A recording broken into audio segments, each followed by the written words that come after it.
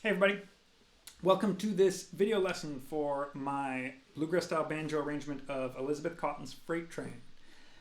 Before I start, let me say a couple things. If you're relatively new to the banjo, you should check out my banjo course. I'll put a link to a video where I talk about that. I'm pretty proud of that thing. I also have this Melody of the Week program where for €5 a month you get a weekly video along with a bunch of other videos and more stuff that I'm putting up there. That's basically exercises that really help you to learn how to arrange tunes for yourself and improvise on the banjo. And I've had a lot of luck with my students with that one, so I'll put a video for that as well up. So check that out if you're interested. The tab is going to be in this video line by line, but if you want a copy, like a PDF copy of the tab, or you want a PDF copy of the lead sheet so you can play this with friends, that will be available to people who support me on Patreon, so that's also below. Lots of things to say, self-promo stuff. Lastly, this is generally we play this in the key of C, and we'll talk about this like it's the key of C, but I'm putting a capo on the 2nd fret and tuning my 5th string up to A, so I'm technically playing it in the key of D because it's a little low for me to sing in C. So, without further ado, let me play through this thing. Okay, a 1, 2, a 1, 2, 3, 4.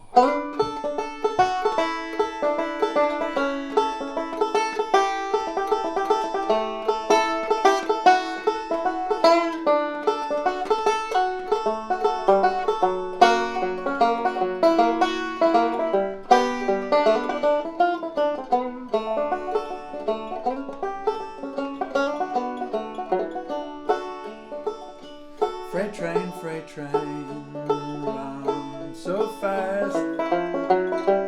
Freight train, run so fast. Please don't say which route I'm on. They won't know which train I'm on. Oops. When I'm dead and in my grave.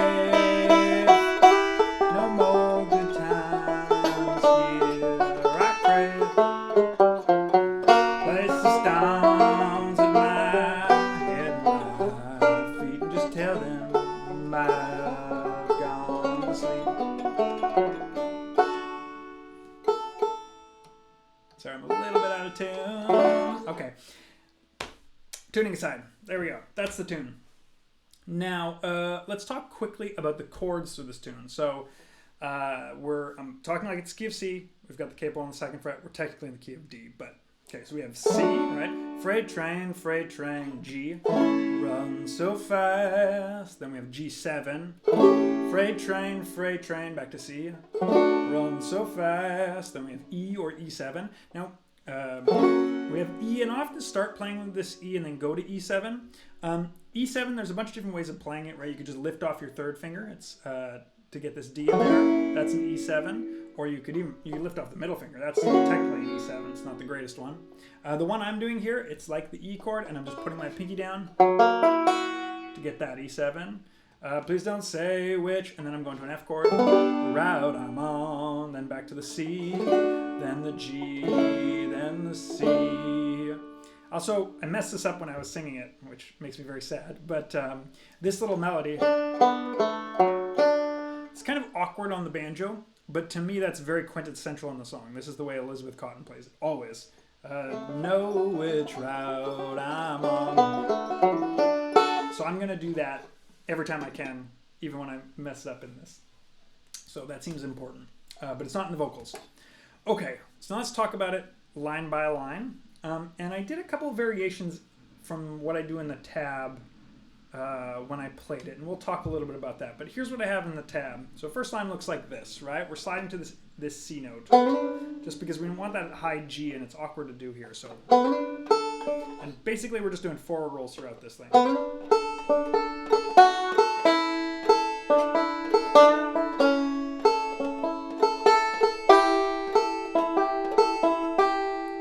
So most of our melody notes are on this high string, and we're doing a forward roll. And if you're not used to that, it can be a bit awkward. So this is a really good tune to practice this on. Now I will say, and I wouldn't do this until you're relatively comfortable with playing through it the normal way, often on this 4th bar, and I did it when I was playing through it, I put this little triplet variation in where I'm just... So instead of... I'm getting... And the song's slow enough to throw those triplets in. It's something that a lot of people will do when you're playing a slower tune, is just throw triplets in to add a little bit of excitement. Okay, keep going on. Now, so this, here we have this G7, and we're going it from here. Now, my first finger is going to stay here on this D note, right? And we have this 5, 3, 2.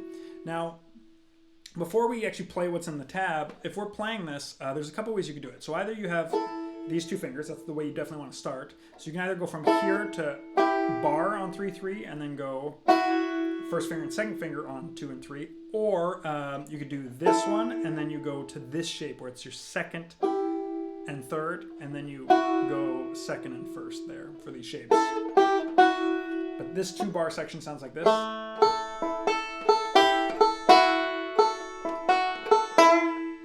the C chord. This is a bit weird, but we have this pull off from 5 to 2. This leads us down into the E. But let me play that this whole line.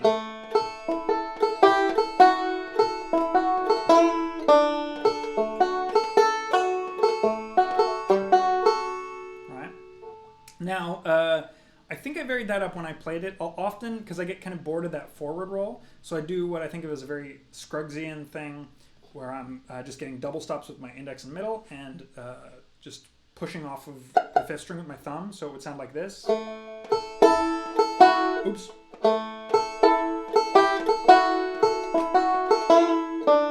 Right.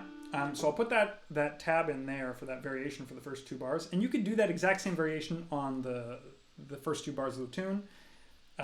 Just any of these things. It's nice to learn them with the forward roll, and then you can add little variations how you feel like in the tune. Okay, moving on to this E chord. So we start with just the E. Now we're making this E7. F chord. Now, people have a hard time with this. That hammer on. You might have to practice that for a while. Now this last bar is actually single string style. So in single string style, we can't play all these notes with our thumb. It's a little too fast for that. So what we're going to do is we're going to alternate between our thumb and our index finger. Now, if you're not comfortable with single string style and you find this bar particularly hard, you can just repeat the first bar of F. And it'll sound fine in the tune. This is just kind of adding a little more excitement. So we have... Alright. And I always kind of give that last note a little bit of a bend, right? Last line here, we have the C with just a forward reverse roll. Now on this G7, this is something I do often playing in the key of C. When a G7 comes up, I'm going to slide to B and get my first finger down here to get that F to make it a G7. Again, a forward roll. And then here we have that phrase that's really important. And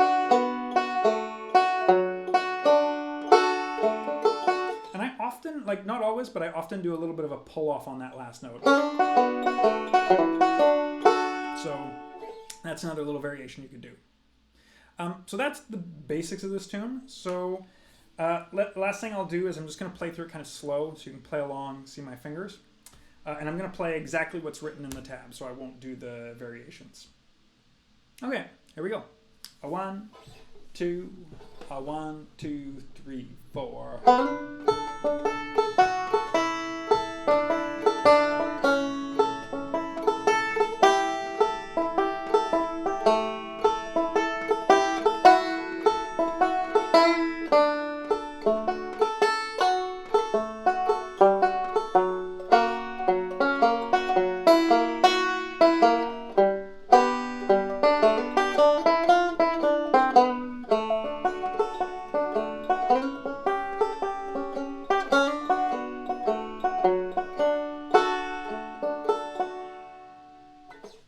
I hope you enjoyed this tune. It's a really nice one to practice if you're working on key of C playing. All right, till next time, ciao.